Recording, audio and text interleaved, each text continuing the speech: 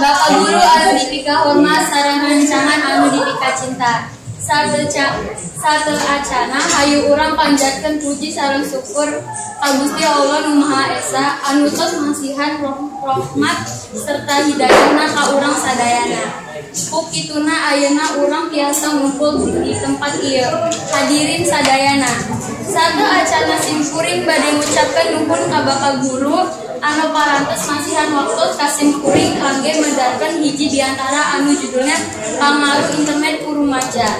Hadirin sadayana, satu acan simkuring nitembeyan diantara simkuring hoyong medarkeun watesan masalah anu bade dibacakeunnya eta diantarana pangaruh internet tina segi positif sareng tina segi negatif. Internet kecap anu teu asing di zaman ayeuna. Internet biasa diakses di mana wae. Cukup modal